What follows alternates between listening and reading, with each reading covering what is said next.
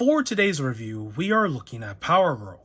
Now, who is Power Girl for those of you who have never heard of this character before? The included data profile card, as usual, will give us that information. And as you can see, there is this nice image of what the figure looks like in the comic book source material. Pretty cool. And on the back, her real name is Kara Zor-El, also known as Karen Starr. Kara Zor-El escaped Krypton and gained astounding abilities under Earth-2's Yellow Sun.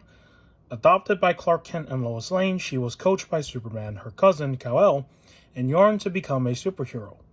When Superman, Batman, and Wonder Woman died after Earth-2 was invaded by Apocalypse, Kara and her friend Robin were ejected from their universe. On Prime Earth, Kara rebranded herself as technology entrepreneur Karen Starr, building a company dedicated to bridging dimensions. As Power Girl, she covertly secured funds and confiscated useful technologies in a bid to return to Earth 2. Now that is interesting lore, and I didn't know about the second half of this where she's a tech entrepreneur. For the longest of time, I've always known that she was the Supergirl of Earth 2. She's a member of the JSA, and in some depictions, she is a clone of Supergirl. And the best example would be that episode, I believe, from Justice League Unlimited. I could be remembering this completely wrong. But if you know what episode I'm talking about, there was this episode where Supergirl had to deal with her clone that was created by this doctor, scientist guy. And I think Amanda Waller was also behind it too. So yeah, there's that episode. And yeah, all right, let's talk about this figure. So this is a collector edition figure, and with collector edition, there's always a platinum chase version. I do not have that figure because, as you know, this figure was sold out like crazy during the pre-order period. I was fortunate to place this pre-order fast enough. Let's just put it that way. I woke up early, I was ready, and I was just like, this is the one that I need to pre-order quickly. And I was able to secure one. Right after that, everything else just sold out like in seconds. It was just insane. Like, I was like, that's not even humanly possible. And of course it wasn't. So yeah, I got really fortunate by placing that order quick enough. So in terms of, seeing if this figure has appeared in the Walmarts in my areas, because I've heard that it's being spotted at the Walmarts. I haven't seen any at my Walmarts, so it's typical. I never have that kind of luck like some people do, where they find this stuff in the wild. So I'm just glad I was able to place that order fast enough. All right, let's talk about the accessories. So compared to the other two figures in this collector edition wave that do include faceplate options, Power Girl does not have any faceplate options, and I think that is the unfortunate thing. I don't know why Mcfarlane didn't bother to give her faceplate options. It's really strange because you give it to the other two figures in this wave, but not her. I mean, why? So, in terms of accessories, all she comes with is interchangeable hands and her pet cat. So let's talk about those interchangeable hands. You got the two fist hands on the figure, right?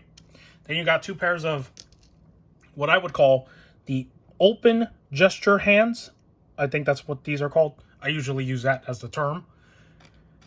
And for some reason, they gave her item gripping hands, or also known as the trigger finger hands. I don't know why. What is she going to hold? Because usually these hands are meant for holding guns. And, she doesn't use a gun. So, I mean, I guess I got to get creative if I want her to hold some sort of item.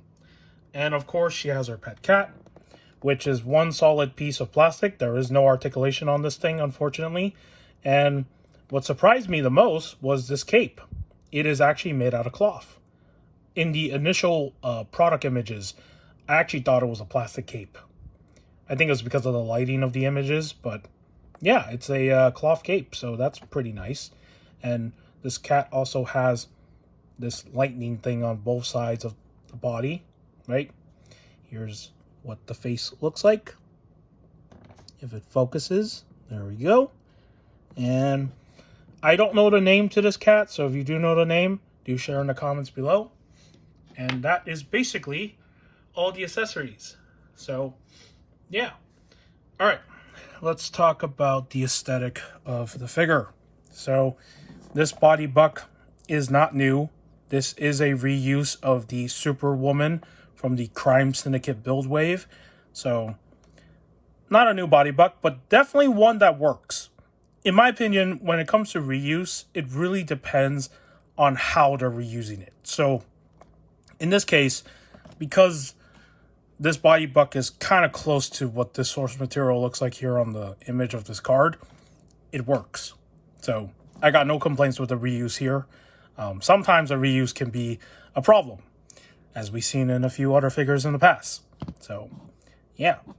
As for her arms here, these hands are the same as the Wonder Woman ones. Let me see if I can zoom in and just show what I'm talking about. I think they're the same fist hands. Yeah, they look like the same one. They're just painted blue. And then for her, like, gauntlet thing that connects, like, you know, extension of her glove, it doesn't really look like the same piece. I don't know. Maybe it is. I can't tell. But there is that. And then as for her boots down here, these are new. I don't think these have ever been sculpted on any other figure. I could be wrong. But they look like they've been retooled. So that's pretty cool. And one thing you may notice that is very interesting is the fact that her shoes down here, there are no toe articulation at all. It does not exist. So, you know, this is like not a new thing. Some figures don't have this, but it's really strange that they didn't bother to give her toe articulation. So, yeah, there's that. And then I guess the other area that they also retooled would be her cleavage area right here. So as you can see with the previous two figures, you know, they were covered up, right? So you look at Wonder Woman, look at Donna Troy. But for this one, it is visible. So it is part of her costume. And this piece up here, I think is new. Definitely is. I don't remember them ever using this on any other figure. And this is also part of her costume. If you've ever seen Power Girl's costume in many depictions, she always has this golden shoulder armor strap thing that's connected to her cape. And speaking of her cape, it is a cloth wired cape, which is always nice to see because ever since they made this transition, I'm in love with these cloth wired capes. And yeah, as for her face sculpt, not too bad. I really like this expression. It gives this very confident look, right? But again, it would have been nice if there was some faceplate options, you know? Maybe where she's angry, maybe where she's cheerful, happy, all that stuff. So, and that's basically the aesthetics. I mean, her costume's pretty simple. The belt is not exactly identical to that image in the back there. Like, there's no yellow circle thing here, so... But most of it is pretty much almost accurate to that source material in some form. So, yeah. All right, let's talk about articulation. So, for articulation, her head does look up. It doesn't really look up completely, though, because of the fact that her hairpiece on the back does get in the way with how the neck is sculpted. As for looking down, kinda, right? As for turning her head side to side, that works. As for tilting side to side, that works. As for her arms, they do lift up. They do go, you know, front and back because the cape doesn't get in the way. There is double jointed. There is swivel on the hands. There is articulation. There's also swivel up here with the shoulder part or bicep, whatever this joint is called. And for her body, there is no cut here. So if you recognize this body buck, then you would know that there is no cut in between the torso area and this bottom part. So it's one entire piece. So the way to lean back is really just with that one joint. Every rotation is done by this joint down here. In terms of crunching forward, she's not really going to get that good of a movement there because it's very limiting. So that's all the movement that you're going to get from this piece right here for the entire body. As for her legs, they do kick out really good. Pretty good. You can actually get her to kick an enemy if you want to. So there's that. She also has double jointed articulation on her legs. Really good. She also has articulation in the feet. They do swivel. And again, like I said, no toe articulation, which is very interesting. As for her legs being able to spread out, she can definitely do the splits. So, pretty good. And of course, last but not least, her wire cape is part of this. And yeah, it moves. So you can have it windswept, you can have it, neutral, however you want to pose the cape. So there is that. All right, time for comparisons, but let me try to get her to stand, because one weird thing about this figure is the fact that she has trouble standing sometimes. So, hold up. Don't fall over, please. There we go. Okay. Yeah, because I've had her fallen over a few times, and it's like, I don't know what it is with those feet, but she clearly can stand if you pose her correctly. So, here she is with Donna Troy Superwoman, the original figure that had this body buck. And I don't know if the camera is catching the angle correctly, but I can tell you from my perspective, where I'm seeing this, she is taller than Donna Troy Superwoman. It's because of how they retooled her feet area with the boots. It makes her taller. So she is quite tall for a female figure in this line. And here she is next to the collector edition Wonder Woman, and it's the same exact thing. She is taller than Wonder Woman. So it's interesting because usually when they reuse molds, they're all the same scale. But in this case, they made her taller. And I don't know if the camera is showing it better. I don't think it is. But I can tell you from my point of view, where I'm looking at it, she is definitely taller. Okay? Like, actually, let me do this. Let me just do a, there we go.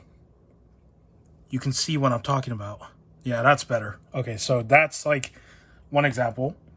Here she is with Wonder Woman. Okay, with Wonder Woman, yeah, she's still taller. Kinda. So, yeah. Really interesting.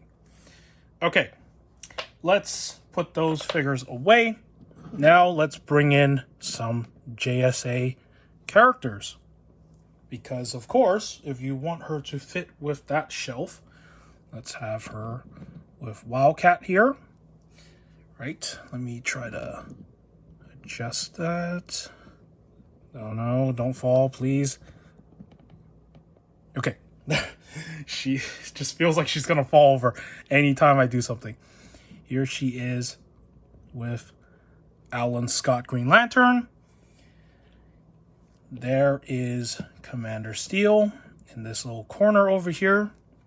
And of course, last but not least, we got Jay Garrick. So, there you go. With some members of the JSA. Oh, and I can't forget about this one. I keep forgetting about him. It's Dr. Fate, of course, as well, who's also a member of this. So, there you have it.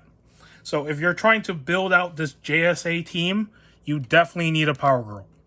And I hope that many of you will be able to find her at your Walmarts, because I don't know if stock is ever going to come back for her online, because usually with like releases like this, they tend to sell out and never come back in stock. Like if you look at the Wonder Woman collector edition figure, that is like the best example.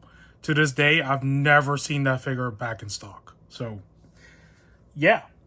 But with that said, if you found today's review of Power Girl informative, do give this video a like.